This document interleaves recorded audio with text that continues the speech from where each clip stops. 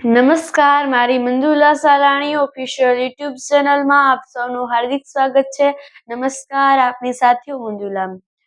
દર વખતે શિયાળામાં ચોમાસાની આગાહી થાય છે, એટલે કે માવઠાની આગાહી થાય છે. માવઠાની આગાહી દરમિયાન ક્યારેક વરસાદ આવે છે તો ક્યારેક નથી આવતો.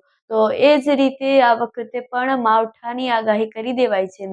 તેમાં આપણા ગુજરાતના જાણીતા આગાહીકાર એવા પરેશ ગોસ્વામીએ માવઠાની આગાહી કરી છે.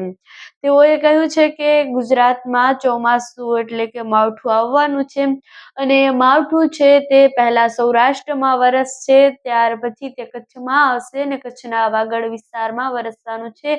આવી આગાહી અંબાલાલ પટેલ દ્વારા કરાઈ છે. આ ખેડૂતો માટે ખૂબ જ ચિંતાજનક સમાચાર છે, કારણ કે ખેડૂતોના પાકો એટલે કે જે કપાસ હોય છે, કપાસ તે અત્યારે ભરપૂર રીતે તેમનામાં જે ડેડા હોય છે તે લાગ્યા હોય છે, ફૂલોમાંથી ફળો બન્યા હોય છે અને અમુક અમુક જગ્યાએ કપાસ ફાટતા હોય છે અને એ રૂને બગાડી નાખે છે અને કપાસને સંપૂર્ણપણે નષ્ટ થઈ બગાડી નાખે છે. તેવી જો ચોમાસું થાય તો તેવી સ્થિતિઓ થાય છે. આવી સ્થિતિઓ આપણે જોઈ પણ છે અને કેટલીક વખત શિયાળામાં ચોમાસું એટલે કે માવઠું આવ્યું પણ છે. હવે આ ચોમાસું એ ગુજરાતમાં કેટલા દિવસ સુધી રહેશે, ક્યાં ક્યાં વરસશે અને તેની કઈ તારીખ છે તે એક નક્કીપણે નથી કરવામાં આવી.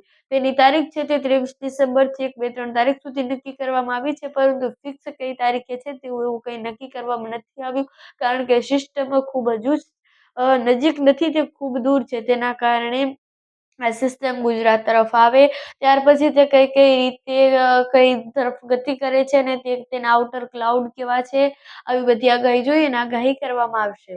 અને આ જે આગાહી છે તે ખેડૂતો માટે ચિંતાની આગાહી છે. તો આ બાબત પર તમારું શું કહેવું છે? કમેન્ટ્સ પર જરૂરથી જણાવજો. નમસ્કાર.